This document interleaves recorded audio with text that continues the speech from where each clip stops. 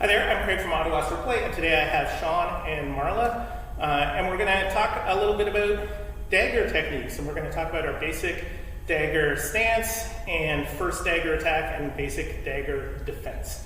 I want to mention before we go on that at Ottawa Swordplay we do allow our students to train with daggers without masks when we are doing slow drill, even with a partner. If you are doing free play or doing any techniques that involve targeting the face, you absolutely should be wearing protection on your face. But for today we're going to be going slow and doing drill. And we have a couple of options for straightforward target with the dagger, and one of them is not the face, and I'll talk about that in a minute, but that makes it a little bit easier for us here.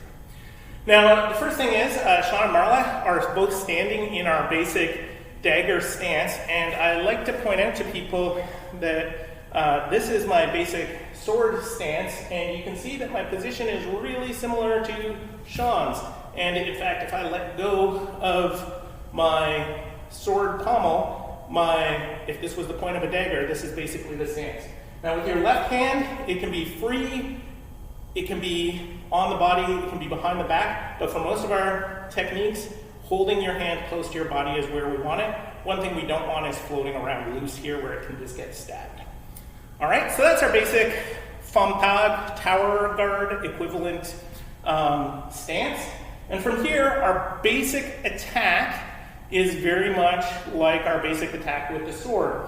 And this is counterintuitive for most modern people, but we are going to lead with the dagger. So if Marla is attacking, she's going to extend her dagger hand first, and then just like any sword strike, she's going to rotate her hips to follow, and then step in to follow with the dagger.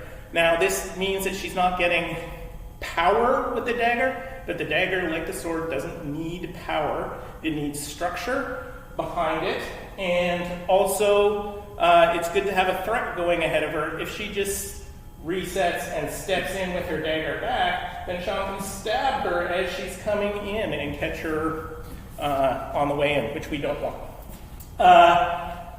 When we do partner training with this, we often do it sort of as back and forth, where Marla will attack with her dagger, and then she will recover, and then Sean will immediately attack with his dagger and recover.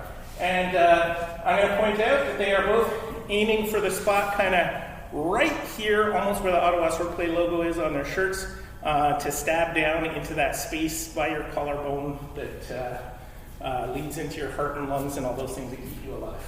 All right, so that is our basic dagger attack. Now, the basic dagger defense uses our offhand, and we defend against our opponent's wrist, not against the dagger blade, which might seem obvious, but sometimes isn't. So how we do this is we turn our hand and extend out.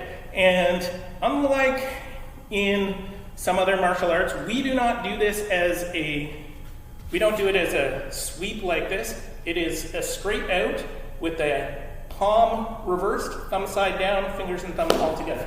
So as Marla's attack comes in, Sean's going to extend his hand to her wrist, and he's got a good bent structure there, so even if Marla pushes really hard, he can stop her action right where it is.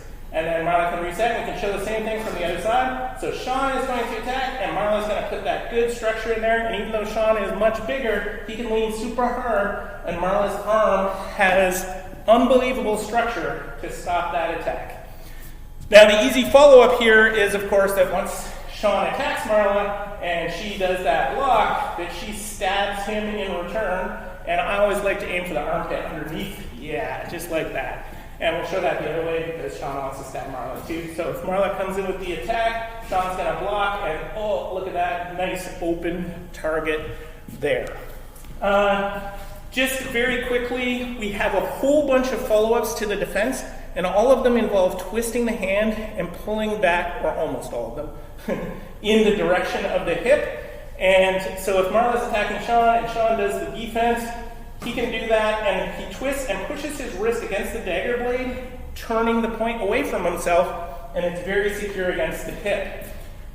Similarly, if we reset this time, Sean's going to attack Marla, and she's going to do the block, and this time she's going to twist that same way, but she's going to push through between them, and this will push the dagger through the gate of Sean's hand, and it will be very hard for him to hold on to that dagger. So these are two of the examples of the defenses that follow from that.